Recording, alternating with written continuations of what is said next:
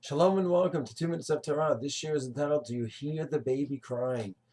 Famous legend about Gush Etzion, Rav Amital, Zeichat V'Vracha, the Rosh Yeshiva of Gush, started 50 years ago. Then Rav Aaron Lichtenstein, Zeichat V'Vracha.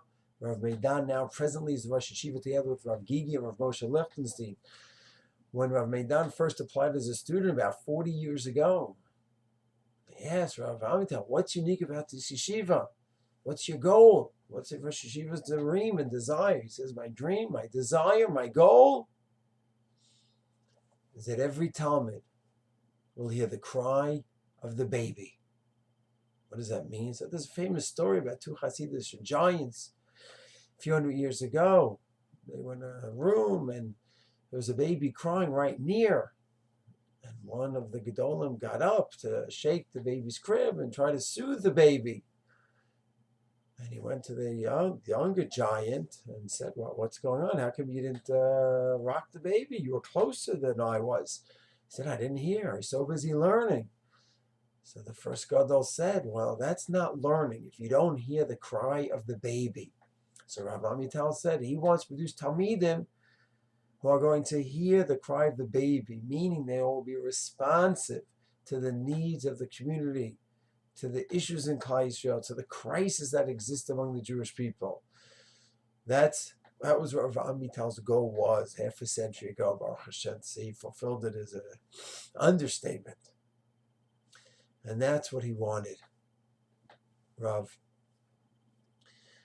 Ben David, Eitan Ben David from Shul in Ranana, he takes us a step further. He says that really Shemot, Parshat Shemot, takes this concept to a new level. How many times do we hear people crying and do we hear people responding to it again and again and again?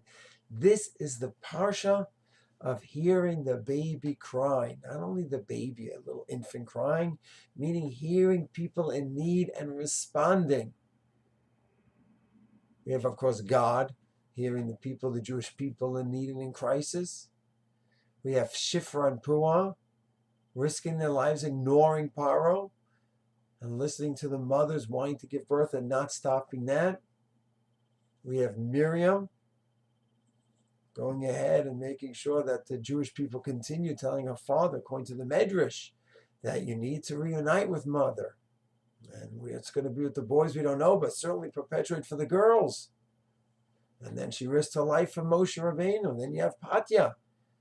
On the one hand, she's the daughter of the king, but does that mean she has total right to do what she wanted? She also heard the baby crying and responded. And then, of course, Moshe heard the cries of the Jewish people, the victim, the Jewish victim against being victimized by the Egyptian taskmaster, the two Jews fighting with each other, and even the cries of the Gentiles as well.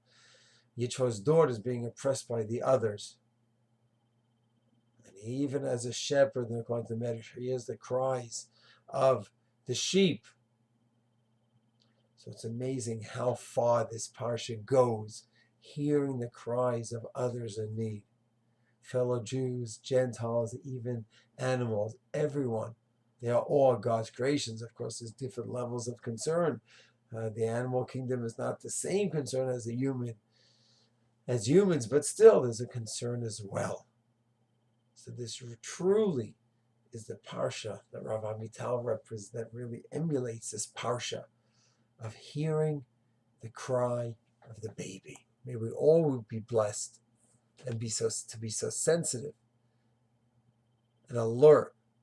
And as much as we're engrossed in our own spirituality, our own growth, our own learning, we will always hear the cry of the baby.